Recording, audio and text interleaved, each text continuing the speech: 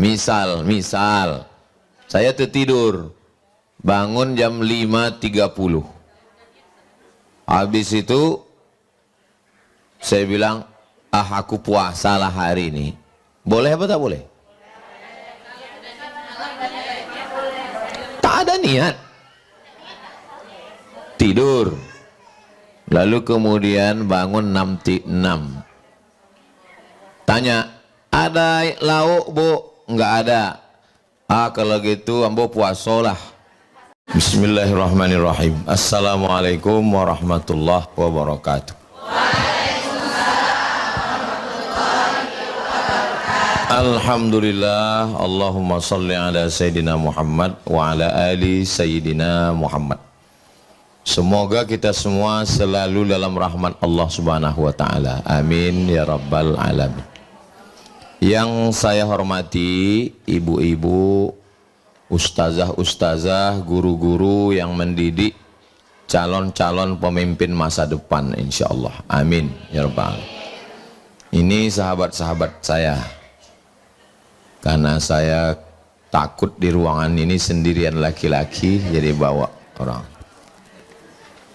Ibu bisa buka di Google, tulis 30 fatwa seputar Ramadan UAS. 30 fatwa seputar Ramadan UAS. Gratis PDF. Share ke grup dan kawan-kawan, boleh dicetak. Boleh dicetak untuk bekal Ramadan. 30 fatwa seputar Ramadan UAS. Udah dapat? Belum dapat karena kameranya dipakai untuk buat video. Nah, Bang Adi langsung tuh buka. Buku ini saya buat tahun 2011. Sekarang udah 2026. Berarti 15 tahun yang lalu. Pembahasan pertama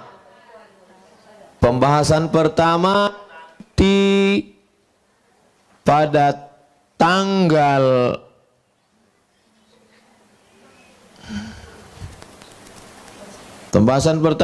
tentang hilal. Pada tanggal 17 hari Selasa, 17 hari Selasa menengok hilal. Hari Selasa tanggal 17 menengok hilal pakai teropong. Kalau nampak hilal hari Selasa, berarti kita puasa hari Rabu. Kalau tak nampak hilal hari Selasa, maka Sya'ban digenapkan 30 hari. Karena hari Selasa itu tanggal 29. Syarat hilal itu bisa ditengok menurut MUI kalau 3 derajat. Kenapa Muhammadiyah sudah bisa menetapkan bahwa hari Rabu puasa? Karena hari Rabu itu sudah nampak anak bulan. Muhammadiyah tidak penting 3 derajat. 0,5 pun bisa. Sedangkan MUI mesti 3 derajat. Ini penting untuk ibu tahu karena ibu menghadapi wali murid. Kok Muhammadiyah sudah bisa menetapkan Rabu? Kenapa MUI belum mengumumkan? Perbedaannya ada pada batas 3 derajat. Jelas? Makanya orang kalau ditanya, "Gimana? Cair THR kita sudah 3 derajat," katanya. Nah, itu berarti udah nampak. Udah nampak hilal. Bedanya MUI menetapkan mesti 3 derajat. Sedangkan Muhammadiyah 0,51 derajat sudah dianggap hilal. Sudah dianggap hilal. Jadi suami ibu yang namanya Hilal, jangan dulu keluar hari Selasa. Karena dia dicari-cari orang. Ada ibu nama suaminya Pak Hilal. Jangan cemburu nanti kok dia dipoto orang. Jadi itu tentang menengok hilal. Kedua, bolehkah mengikut ru'yah negara lain? Nah, ini. Misalnya ada wali murid ibu yang pergi umroh. Saudi Arabia misalnya menetapkan Rabu. Sedangkan Indonesia misalnya Kamis. Bolehkah mengikut Saudi Arabia? Tak boleh. Karena dalam sholat kita ngikut waktu Saudi atau Pekanbaru? Rimbo panjang. Apa pula ikut Pekanbaru? Maka jangan terjebak kalau tinggal rimbo panjang. Nah, makanya tak bisa mengikut ru'yah negara lain. Jadi kita ikut ru'yah keputusan Republik Indonesia. Dari Aceh sampai ke Papua dipasang teropong. Di Pekanbaru teropongnya dipasang di Jalan Sudirman. Sejak dibeli teropong itu sampai sekarang belum pernah nampak hilal. Asal dipasang nampak pucuk sawit. Ustaz kok tahu? Kawan saya di Kementerian Agama saya tanya, pernah teropong ditampe awak tu mencaliak hilal? Ndak, teman. Patang waktu ang mencaliak, nampak gaji 3 balai gitu. Nah, biasanya yang menengok hilal itu kalau di tepi laut, Banda Aceh, Papua. Kenapa? Karena bersih, tak berawan. Di tempat kita ini bukan berawan, berasap. Udah, hilal udah. Sekarang waktu puasa. Waktu berniat puasa. Niat puasa sebelum azan subuh. Makanya selesai sholat tarawih, sholat witir. Habis witir kata Bilal, nawulis saum yarhamkumullah. Berniatlah kamu untuk puasa, semoga kamu dapat rahmat Allah. Nawaitu sauma ghadin an ada'i fardhi syahri Ramadan hadhihi sanati lillahi ta'ala. Kenapa Bilal di masjid tuh ngajak niat? Takut yang ketiduran lupa berniat. Misal tertidur, bangun jam 8, buka tudung saji, tak ada ikan, tak ada lauk. Lalu saya bilang, ambo hariko puaso. Bisa apa tak bisa? Memang jam-jam segini kurang fokus memang ya. Misal, saya tertidur, bangun jam 5.30. Habis itu, saya bilang, aku puasalah hari ini. Boleh apa tak boleh? Tak ada niat, tidur, lalu kemudian bangun 6.06. Tanya, ada lauk bu? Enggak ada. Kalau gitu ambo puasolah. Puasa sunat sah, puasa wajib mesti sebelum azan subuh. Terus bapak suami ibu bilang, ambo ado lauk, ado ketupek gulai paku pagi kok? Ndak ada. Ambo puasa saya lah. Sana puasa. Kalau lah 3 batang di esoknya, mesti dari habis subuh itu tidak ada masuk apapun, baru bisa puasa sunat. Kalau puasa wajib niatnya mesti sebelum azan subuh. Apa hukum gosok gigi? Gosok gigi dari azan subuh ke azan zuhur boleh. Dari azan zuhur ke sore makruh. Kenapa? Karena mulut sudah mulai kering, dia mendatangkan kesegaran. Gosok gigi pakai siwak tak ada perasa boleh. Gosok gigi pakai mentol. Tak boleh. Tak boleh ada perasa. Kalau perasaan sakit hati Pak Ustadz, nah itu lain lagi. Perasa, deterjen, mentol, tak boleh. Saya gosok gigi sebelum azan subuh. Mulut bersih. Oke, kita lanjutkan. Bagaimana ibu hamil dan menyusukan anak? Ibu hamil menyusukan anak kalau dia tak puasa karena dirinya, dia bayar qadha saja. Tapi kalau dia tak puasa karena anaknya, bayar qadha dan fidyah. Saya ulang sekali lagi. Kalau dia tak puasa karena dirinya, qadha saja. Kalau dia tak puasa karena anaknya, ada unsur ekstern di luar dirinya, karena anaknya lemah, maka dia kena dua, qadha plus fidyah, menurut mazhab Syafi'i. Saya mazhab Syafi'i.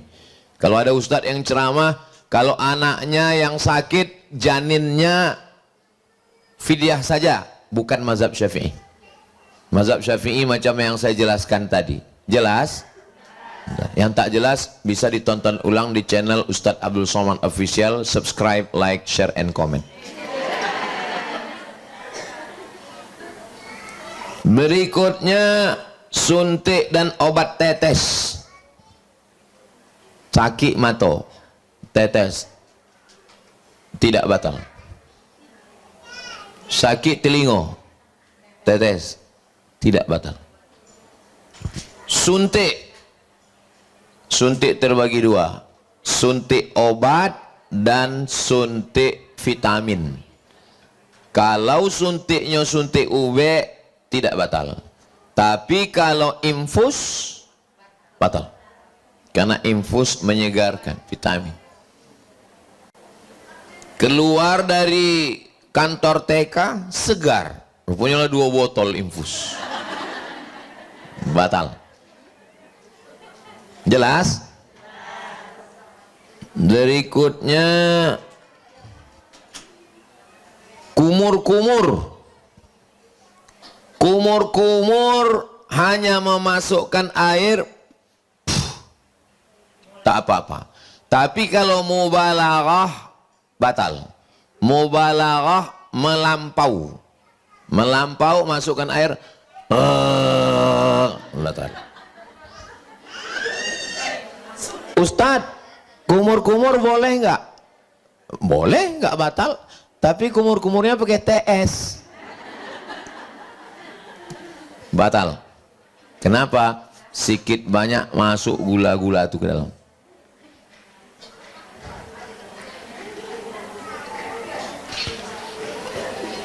Istinsyak, memasukkan air ke hidung, batal. Masuk dia ke dalam, tak bisa terelak. Kalau kumur masih ada penahannya di sini, kalau hidung tak bisa masuk dalam, maka hindari itu, cepat embuskan. Berikutnya tentang jumlah rakaat tarawih.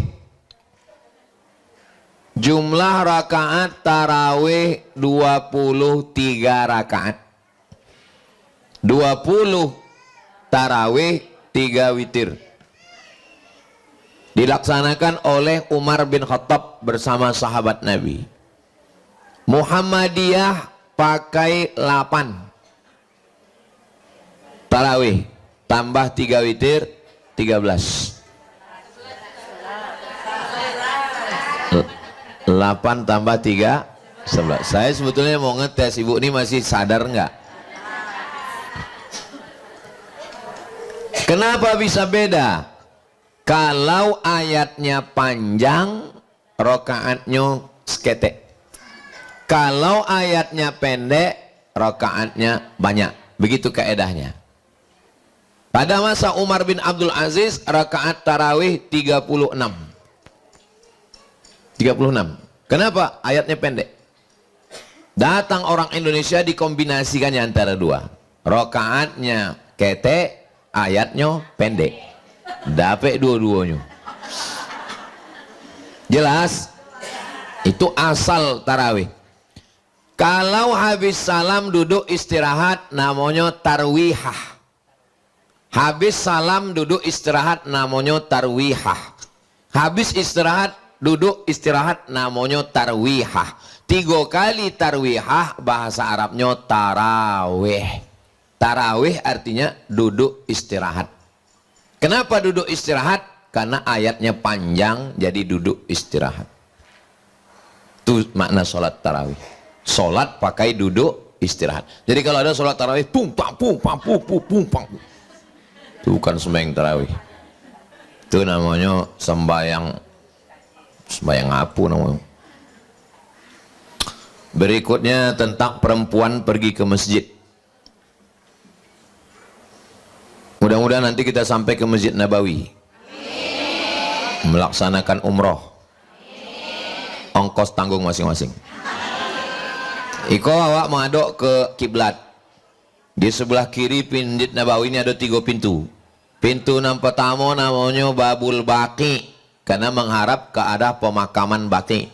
Pintu yang kedua namanya Babu Jibril, karena menghadap tempat Jibril masuk. Pintu yang ketiga namanya Babun Nisa. Apa itu Nisa?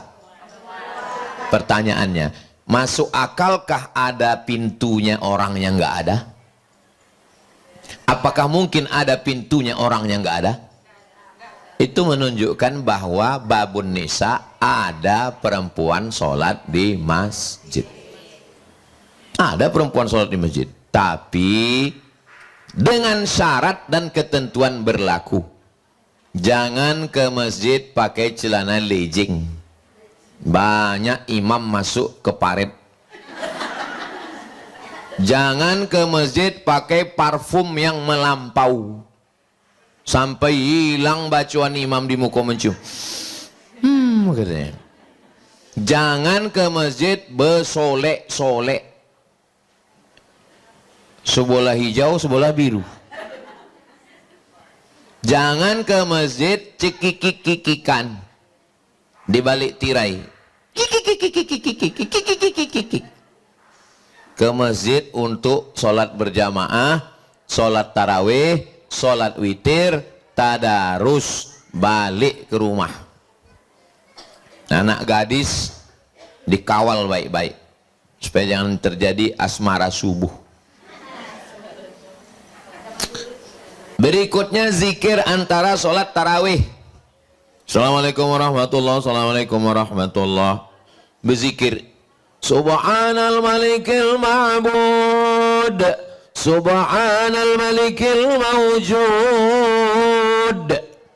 Boleh berzikir karena di Makkah dulu waktu orang itu duduk istirahat, sebagian sahabat tawaf sunat. Dalam tawaf sunat ada tasbih subhanallah walhamdulillah wa la ilaha illallah wallahu akbar. Boleh, tapi bacaannya betul, karena beberapa masjid bacaan tak betul. Ma'bud, ma'bud, imamnya lambe, makmumnya cabut.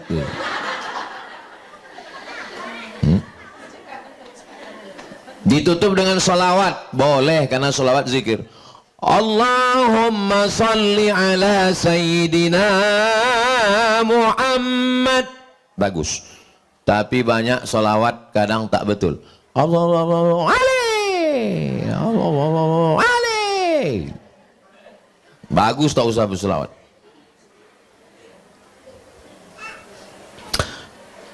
Berikutnya, sholat tarawih terlalu cepat. Udah saya bahas 15 tahun yang lalu. Hatta tatma'inna raki'an, ada tuma'ninah. Subhana rabbiyal azim wa bihamdi, subhana rabbiyal azim wa bihamdi, subhana rabbiyal azim wa bihamdi. Rabbana lakal hamdu mil'us samawati wa mil'ul ardi wa mil'u ma syi'ta min syai'in ba'du.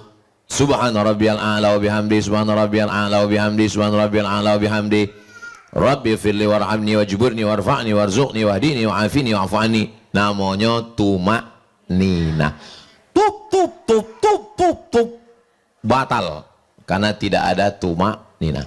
Sependek-pendek tumak nina sekali tasbih subhana rabbiyal a'la wa bihamdih dapat satu tumak nina.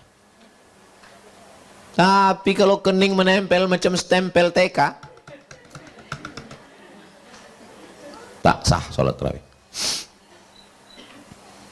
Habis itu zikir dengan suara jahar, la ilaha illallah, la ilaha illallah. Boleh. Mana dalilnya? Karena Abdullah bin Abbas di luar Masjid Nabawi mendengar Nabi dan sahabat bertakbir dalam masjid. Belum ada mikrofon. Allahu Akbar, Allahu Akbar, Allahu Akbar. Begitulah bunyi suara mereka dulu bertakbir. Jadi takbir itu bukan, mana tahu anak-anak kita bunyi zikir kalau imamnya tak kuat. Apa bunyi zikir tadi nak? Jadi imam mengeluarkan zikir itu gunanya untuk mengajar ayahnya pun tak tahu zikir, ngajar ayah.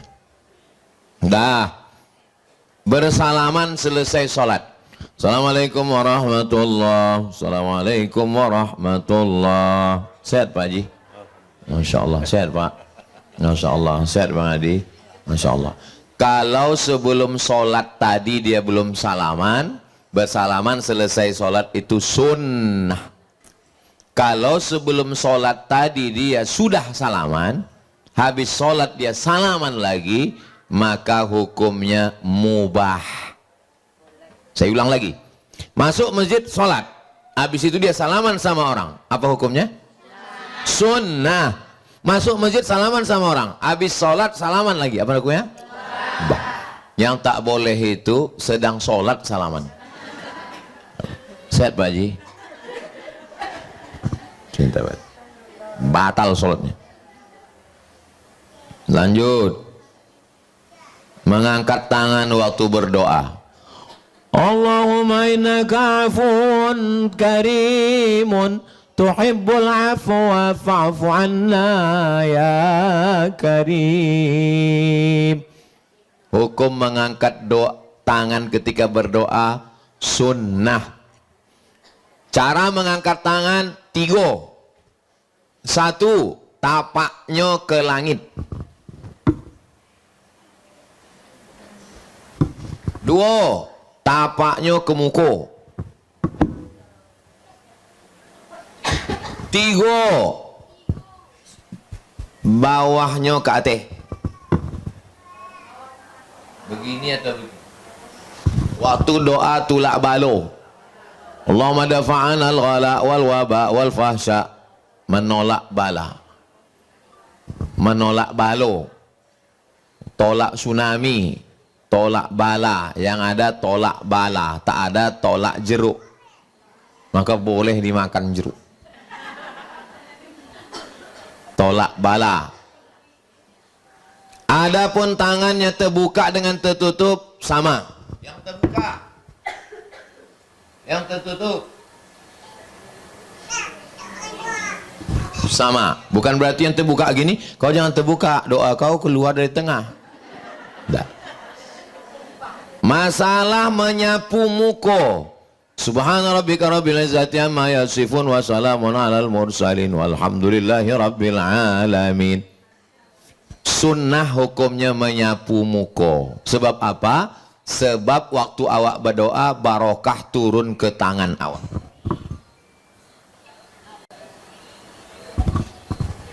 Ibu, apa sih rahasianya glowing? Karena saya habis selesai berdoa langsung muka. Oh, bukan skincare, enggak. Kalau ibu apa rahasianya? Ini bekas wudhu. Oh, jadi kau sangka aku tayamum selama ini?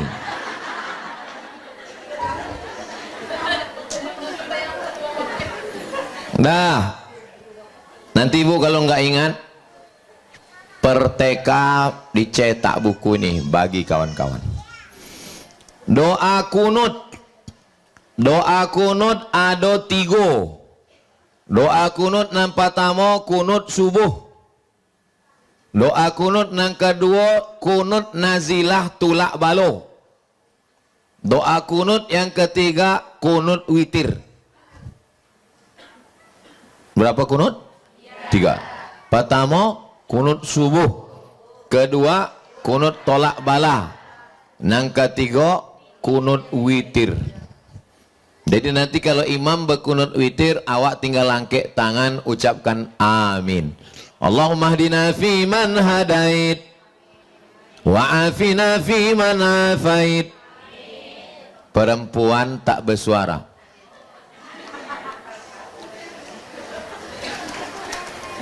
Kau kenapa nggak pernah bilang amin setiap aku berdoa?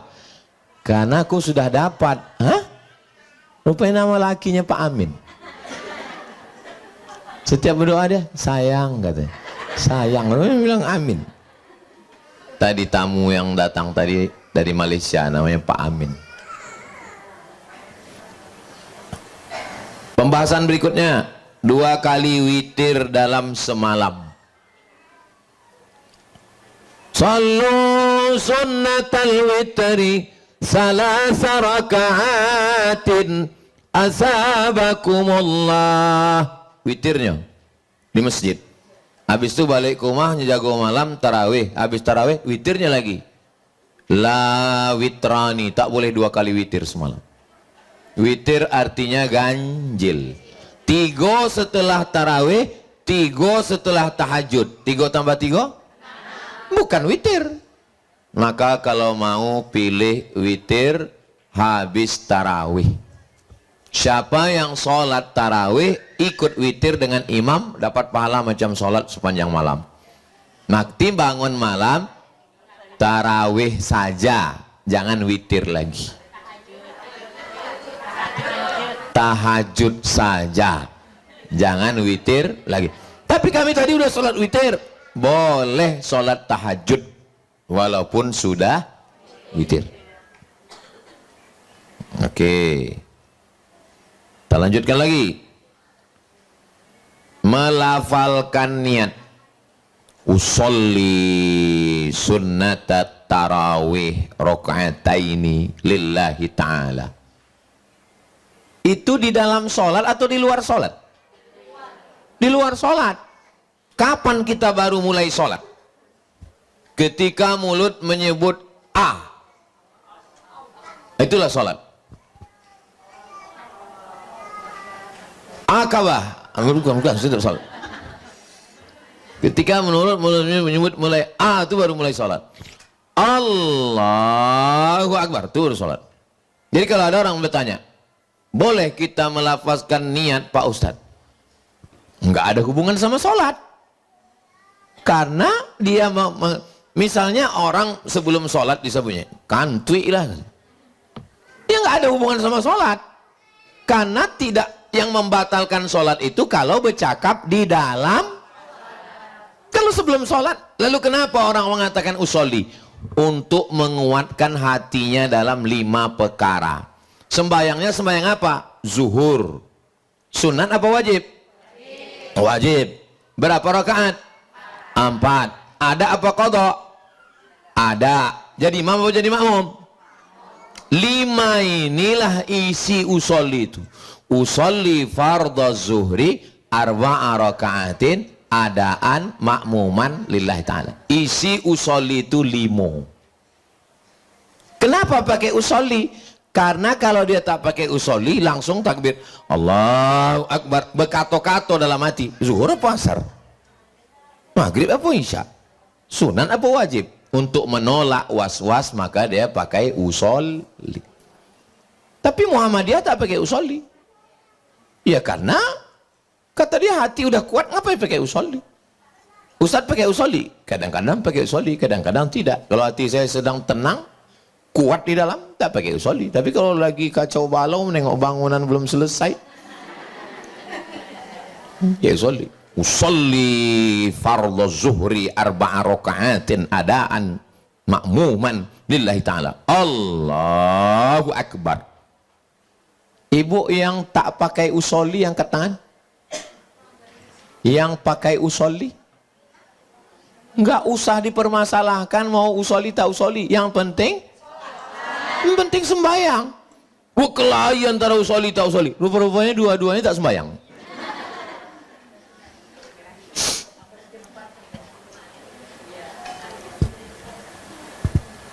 Waktu membayar zakat fitrah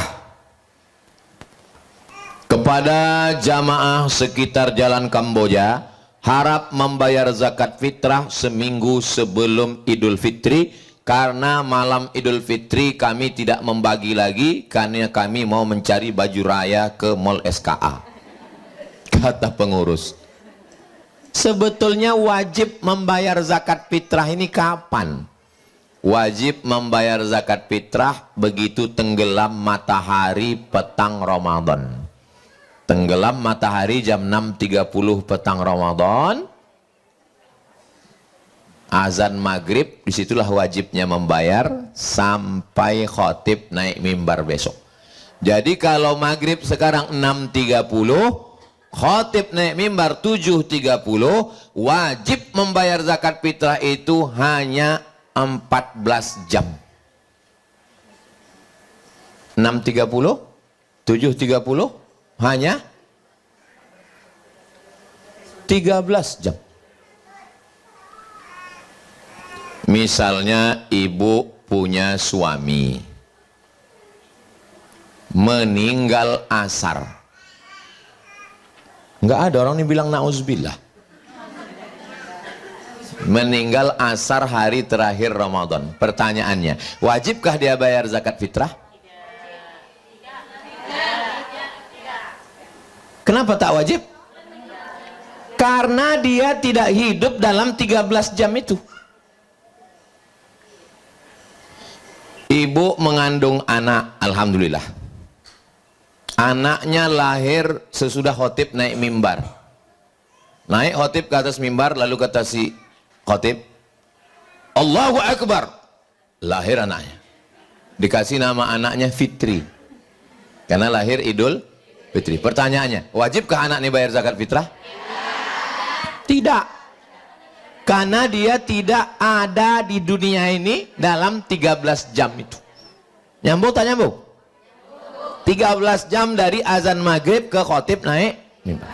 Makanya kalau ibu tak mau keluar duit bayar zakat fitrah, tahan deh. Jangan keluar dulu yo.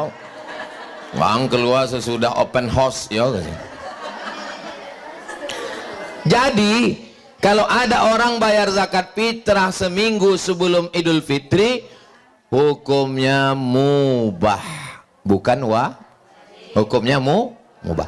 Bayar zakat fitrah seminggu sebelum Idul Fitri, dibayarnya. Kok bayar? Tiba-tiba hari terakhir Ramadan meninggal. Apakah diminta balik? Assalamualaikum Pak Ketua Masjid. Ya. Minta ambo balik, laki ambo ndak duit. Jangan diminta balik. Itu terhitung sebagai solawat. Sodako. Dah, sekarang pembahasan tentang zakat fitrah dalam bentuk pitih. Nabi membayar zakat fitrah dalam bentuk ompek. Pertama gandum, kedua kurma, ketiga kismis, keempat susu kambing dijemur, mentega. Karena itu makanan pokok. Kita di Riau bayar zakat fitrah pakai? Siapa yang membayar zakat fitrah pakai beras, berarti dia pakai kias. Karena 4 tadi makanan pokok, maka tompe awak dikasihlah beras. Karena makanan pokok kita beras. Tapi sekarang banyak ibu-ibu yang nggak makan nasi. Kenapa? Diet karbo.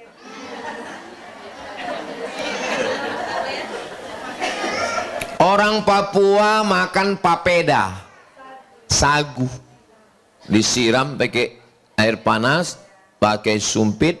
Rupanya bagus anak-anak ini dikasih makan sagu supaya efisien. Kalau nasi dikunyah, sagu kok gol. Saya kalau dari kecil makan sagu, efisien sagu. Dan karbohidratnya rendah. Bagus makan sagu. Yang pakai duit apa dalilnya? Dalilnya hadis Nabi, "Ughnuhum lihadzal yaum", buat mereka mampu hari ini. Membuat mereka mampu Idul Fitri, jangan minta-minta pakai duit, mampu tak mampu? Mampu. Nggak mesti pakai beras. Saya dari dulu bayar pakai beras. Tapi saya tak menyalahkan yang pakai duit. Sebelum khotib.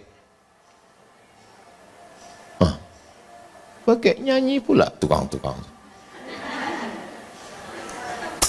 Oke, sekarang hari raya dan ziarah kubur. Allahu Akbar, Allahu Akbar. Tainge menangilah. Lalu kemudian balik dari sholat Idul Fitri, dia ziarah kubur. Ziarah kubur bebas, tidak ada waktu khusus. Mau pagi, mau petang, mau siang, mau malam, Idul Fitri, Idul Adha, bebas, tak ada larangan. Termasuklah saat Idul Fitri ziarah kubur, hukumnya Tapi kalau ziarah kubur, jaga adab-adab kubur. Waktu masuk ke kubur mengucapkan salam. Assalamualaikum ya ahla diyar minal mu'minin wa inna insyaallah bikum lahiqun yarhamullahu mustaqdimina wal mustakhirin nas'alullah lana wa lakumul afiyah. Nggak hafal kami yang panjang, yang versi TK. Assalamualaikum ya ahlal kubur, itu versi TK. Sesudah itu membaca Yasin untuk almarhum almarhumah. Nggak sanggup baca Yasin sebab tamu lah menunggu di rumah. Kulhu 3 kali sama macam hatam Quran, Al-Falaq sekali, An-Nas sekali, Al-Fatihah sekali. Nggak sanggup juga jurus terakhir untuk almarhum apa den, amak den, atuk den, ninik den, cipta den, pepso den, Al-Fatihah. Syekh Al-Fatihah. Membaca Al-Fatihah pun tidak sanggup, campakkan ke Sungai Kampar. Apa lagi balasan awak untuk keluarga awak? Bacakan Al-Fatihah. Berikutnya tentang perempuan ziarah kubur. Perempuan ziarah kubur kalau tujuannya untuk mempersedih-sedih diri, tak boleh. Kenapa beda perempuan sama laki-laki? Karena daya ingat perempuan lebih dalam. Maka perempuan tak boleh mengantar ke liang lahat. Makruh hukumnya. Kenapa? Karena kalau sampai perempuan menengok liang lahat, dia daya ingat perempuan lebih kuat. Beda sama laki-laki. Laki-laki ini tak terlalu kuat. Amnesia. Lupa. Jangankan kubur, bini pun lupa. Itu kenapa perempuan itu nanti dia mengalami trauma, sedih yang tak berkesudahan. Akhirnya dia tak semangat hidup. Mengajar anak TK tak ada lagi nyanyi-nyanyi. Asyik menangis. Setiap disuruh nyanyi, ibu buat anak kita bahagia ya. Walaupun hidup 1000. Wah, hanya mau menangis. Nyanyi bu. Bila Israel. Katanya, anak TK itu pun bawanya mau mati aja. Dulu gara-gara ibu itu ziarah kubur. Tapi kalau perempuan itu lupa dunia, maka mengingatkannya dengan kubur. Alhaakumut takasur. Kamu sudah dilalaikan berbangga-bangga, berbanyak-banyak, banyak harta, banyak itu, banyak ini, hatta zurtumul maqabir. Jadi perempuan yang suka shopping, bagus dibawa ziarah kubur sehari 3 kali. Pagi sekali, siang sekali, sore sekali. Saya membawa istri saya ziarah kubur sehari 3 kali. Pertama kami keluar pagi nyari lontong, siang ngawani dia belanja, malam itu kan di jalan Kamboja kubur. Enaknya jalan Kamboja ini setiap lalu ziarah kubur.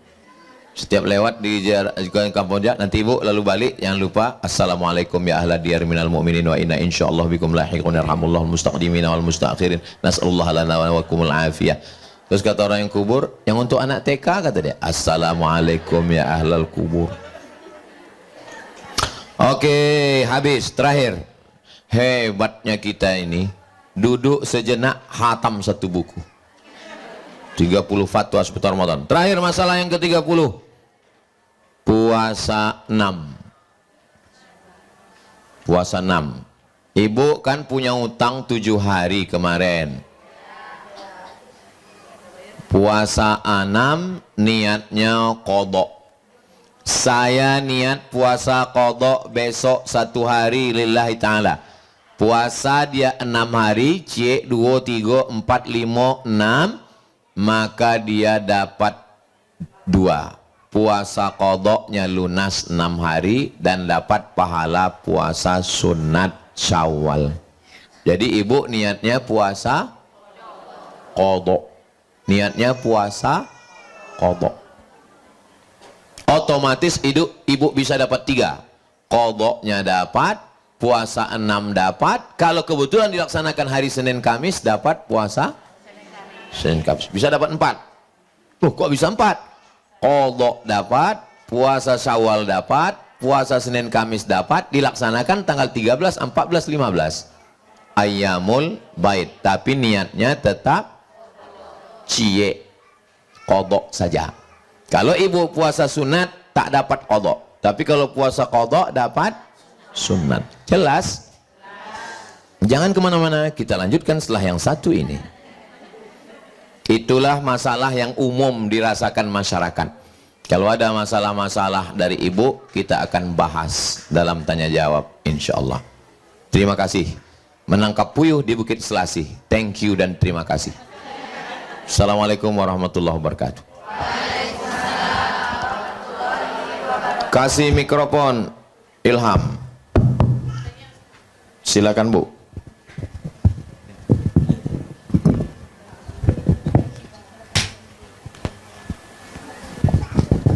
Bismillahirrahmanirrahim. Assalamualaikum warahmatullahi wabarakatuh. Pertanyaan ini masalah penentuan puasa tadi nih Ustadz. Jadi kan bagi yang tidak berada di Indonesia yang kayak umroh tadi kan Ustadz, sementara kita kan di Mekah mengikuti waktu sholat Mekah nih. Yang berbuka kita mengikuti macam tadi kalau kata Ustadz kan kita mengikuti selama sholat di Indonesia nih, yang umroh tadi yang pertama Ustadz. Jadi saya masih, apakah penjelasan yang tadi itu maksud Ustadz orang yang umroh ikut waktu Indonesia kah, atau tetap ngikutin waktu buka di sana gitu? Sementara sholat kita kan ngikutin waktu buka di sana Ustadz. Itu yang pertama. Yang kedua masalah kemarin itu tempat ada ini Ustadz, apa namanya, kejadian kita di satu tempat untuk masalah zakat fitrah nih ya Ustadz. Jadi ada satu tempat itu mengatakan karena mereka awalnya itu keputusan ini, ada fatwanya itu dari mana nggak tahu juga, tidak menerima zakat fitrah dalam bentuk beras. Itu gimana kita, sementara kita punya keyakinan kita berzakat fitrah dengan makanan pokok Ustaz. Jadi di saat kita ingin zakat fitrah di tempat tersebut untuk masyarakat sekitar, berarti kita nggak bisa zakat fitrah di situ karena harus diuangkan gitu. Hukumnya seperti itu, seperti bagaimana tuh Ustaz? Terima kasih. Assalamualaikum warahmatullahi wabarakatuh. Waalaikumsalam. Misalnya keputusan Saudi Arabia puasa Rabu, sementara Indonesia Kamis. Lalu ada orang Pekanbaru ikut Saudi Arabia puasa Rabu. Nggak bisa, karena dia tinggalnya di Indonesia. Kemudian dia pergi umroh. Sampai di Madinah, azan maghrib. Allahu Akbar, Allahu Akbar. Terus dia ajak dia, ayo buka puasa yuk. Enggak, kata Ustaz Somad, enggak boleh ikut waktu Saudi. Wah, angkan di Saudi kini. Maksudnya di mana kita berada, di mana bumi dipijak, di sinan awak berkodak. Jelas ya Bu? Saya panitia penerimaan zakat fitrah, maka saya mesti menerima semua keinginan masyarakat. Bagi yang mau membayar pakai beras, silakan, beratnya sekian. Bagi yang mau bayar pakai uang, silakan, jumlahnya sekian. Menurut Kementerian Agama Kemenak Kabupaten Kampar, tempel. Nggak boleh masjid mengatakan nggak mau nerima uang. Nggak boleh masjid mengatakan nggak mau menerima beras, karena kedua-duanya benar secara fikih, maka pengurus masjid mesti memfasilitasi. Kalau ada masjid yang model begitu, lapor. Cuman bingung kita kemana mau melapornya. Nah, jadi kalau ibu meyakini beras, masjid nggak mau terima, ya ibu cari masjid lain. Boleh berpindah masjid, yang nggak boleh itu berpindah ke lain hati.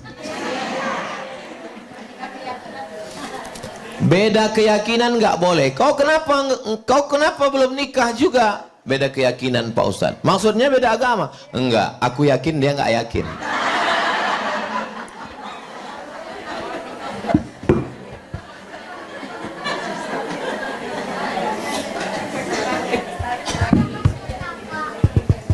Ya, silakan. Ibu-ibu dari guru-guru TK sekecamatan Tambang. Assalamualaikum warahmatullahi wabarakatuh. Waalaikumsalam. Masih seputaran zakat, Ustadz. Ada dengar katanya kalau kita membayar lebih dari takaran yang udah ditentukan, itu katanya tidak diperbolehkan. Itu gimana, Ustadz?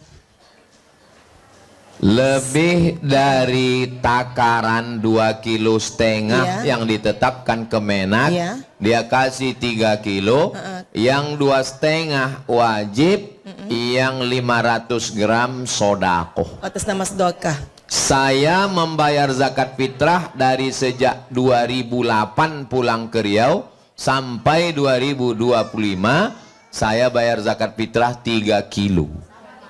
Karena saya meyakini 1 mud 7 ons setengah. Zakat fitrah itu 4 mud. Mud 7 ons setengah, 7 ons setengah, 7 ons setengah, 7 ons setengah, 3 kilo. Dari dulu saya tak pernah kurang. Kalau ternyata di akhirat nanti dinyatakan yang benar adalah 2,5 kilo, maka yang 500 gram terhitung sebagai sodako. Jelas?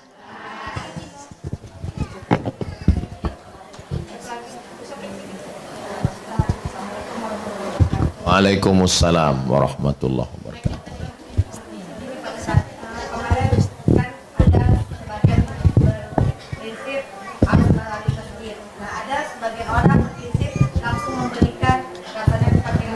Atau ke janda atau ke kerabat.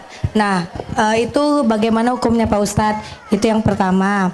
Yang kedua, ini ada dari teman-teman juga mau menyampaikan bagaimana hukumnya ketika kita masak. Ibu-ibu maklum takut kurang garam, ngerasa sedikit di ujung lidah, itu bagaimana hukumnya Pak Ustadz? Seperti itu. Ya, itu pertanyaan mewakili teman-teman Pak Ustadz. Terus kita zakat harta nih Pak. Zakat harta itu kita kan 2,5% dari harta yang bergerak dan yang kita gunakan atau yang menghasilkan. Nah, ada sebagian orang bilang seluruh harta diperhitungkan, itu dibagikan 2,5%-nya untuk zakat. Mohon pencerahannya ya Pak Ustadz. Assalamualaikum warahmatullahi wabarakatuh. Pagi habis sholat subuh, ambil beras 4 mud, masukkan ke kresek. Waktu mau jalan sholat id, cari orang miskin. Nampak orang miskin, langsung kasih ke dia, ini makan kau hari ini supaya kau bisa hari raya sama aku sama-sama kenyang, jangan ngemis lagi ya. Begitulah aslinya zakat fitrah. Begitulah aslinya zakat fitrah. Habis sholat subuh, bawa beras 4 mud, nampak orang miskin, kasih supaya dia makan hari itu, jangan dia miskin ngemis. Itulah aslinya zakat fitrah. Tapi yang begini nggak bisa diamalkan lagi sekarang. Karena kalau diamalkan yang begini sekarang, ada nanti fakir miskin yang dapat 3 ton. Ada yang nggak dapat sama sekali. Maka sudah bagus teknis yang sekarang dibuat. Koordinasi pengurus masjid dengan RT RW, dikumpulkan seminggu sebelum Id, dibagi secara rata. Sudah bagus cara itu. Jangan dirusak lagi. Jelas? Masak gulai, ambil setetes, letakkan di ujung lidah. Yang membatalkan itu kalau lewat tenggorokan. Lewat di sini. Habis diletakkannya ujung lidah, terasanya asam asin, habis itu diludahkannya. Puih. Maka merasa cicip itu tidak batal puasa. Tapi saya tak pernah melakukannya. Kenapa saya tak mau? Saya khawatir was-was datang. Apa kata setan? Aku kan udah meludah. Kata setan, ada sikit, kata dia. Maka bagi saya lebih baik kurang garam ditambah nanti sesudah berbuka daripada pintu setan masuk was-was. Ustadz, saya mencicipi. Saya rasa batal Pak Ustadz. Kenapa? Mencicipinya 3 mangkuk. Batal. Yang wajib dizakati ini apa? Pertanyaan ketiga. Zakat terbagi 2. Pertama zakat fitrah, yang kedua zakat mal. Zakat mal terbagi lagi. Zakat emas, zakat madu, zakat dagang, zakat rikas barang tambang, zakat pendapatan gaji. Itu namanya zakat mal. Apakah rumah ada zakatnya? Enggak ada. Bayar pajak PPN. Apakah mobil ada zakatnya? Enggak ada. Yang ada zakatnya uang tabungan ibu. Kalau ditengok dari senyumnya ini paling minimal 100 juta ini. Karena kalau ditengok dari senyum ibu-ibu guru TK ini, oh ini orang-orang yang enggak ada masalah dan enggak ada utang. Karena kalau orang ada utang, ada masalah, nggak bisa senyumnya lepas begini, pasti tertahan dia. Ini bisa lepas ini. Mudah-mudahan yang ada utang segera lunas utangnya. Oh, banyak juga orang yang berutang. Kalau ibu punya tabungan 100 juta, amin. Zakatnya 2,5%. Zakatnya adalah 2.500.000. Jadi bukan ibu hitung harga tanah berapa, harga rumah berapa, harga mobil berapa, bukan.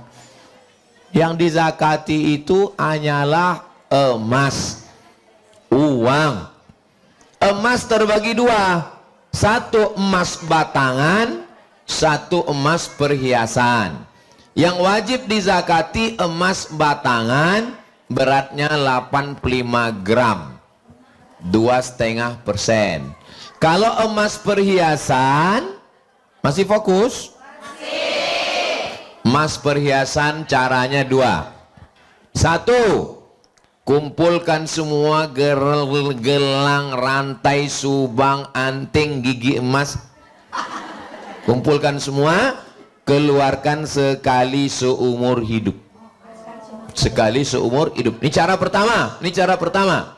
Cara yang kedua, kalau 850 gram, berapa beratnya? 850 gram baru keluar zakat. Kalau di bawah 850 gram, 850 gram itu sekilo kurang 1,5 ons. Kalau ada ibu yang punya emas, kalau pergi undangan turun telinga tuh begini ya. Iko 2,5 ons, iko 2,5 ons, iko 1,5 kilo.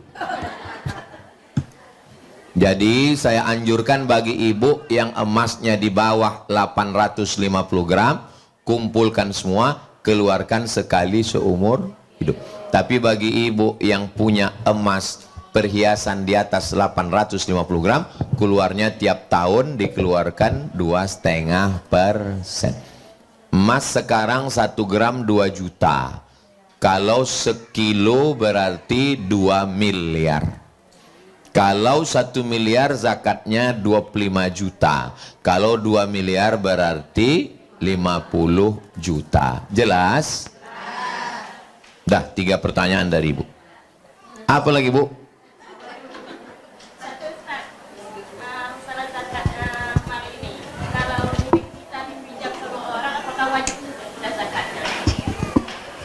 Duit ibu dipinjam Ustadz Somad.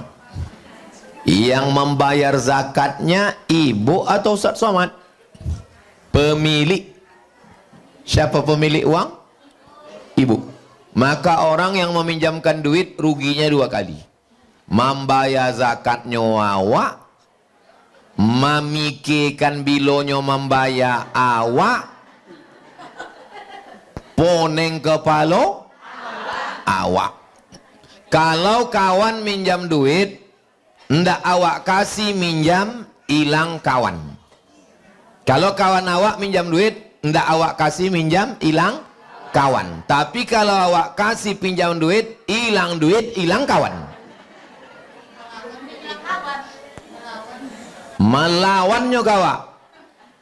Duit hilang, kawan hilang. Jadi kalau ada orang minjam, ibu kasih enggak? Jelas, Bu?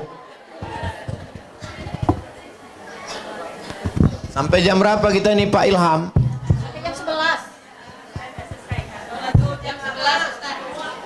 Sampai jam 11? Kalau ada pertanyaan saya jawab. Kalau nggak ada kita berdoa. Ibu jangan memposting foto sendiri. Bagus posting foto ramai, karena kalau ibu foto sendiri tiba-tiba ada orang yang naksir sama ibu. Foto ibu dicetaknya, ditengoknya pagi, ditengoknya siang, ditengoknya sebelum tidur malam. Mau ibu orang diam-diam mencintai ibu? Jangan posting foto sendirian. Walaupun ibu sudah beranak 3, karena ada lagunya beranak ampe 7. Walaupun ibu udah janda, karena ada jadul lagu Irwansah, Kutunggu. Walaupun ibu sudah mati, dia tetap juga menengok ibu, karena judul lagunya Asep Irama, tunjukkan padaku di mana.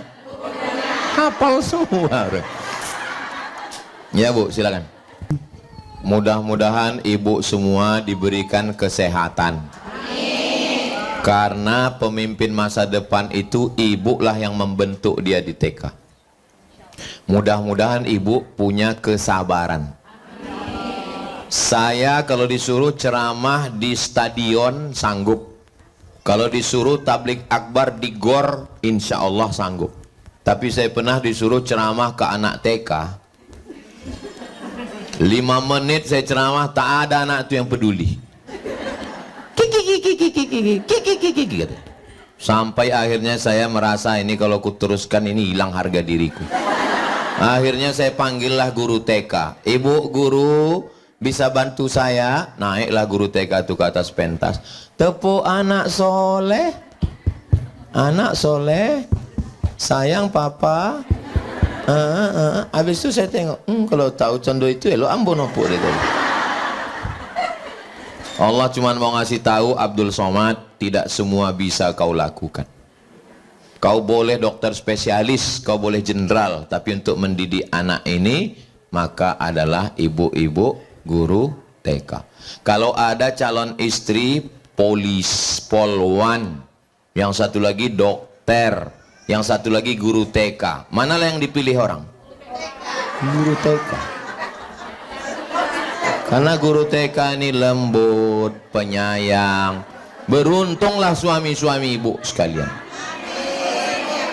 Saudara yang belum menikah, carilah guru TK. Yang mengaminkan yanglah belaki pula.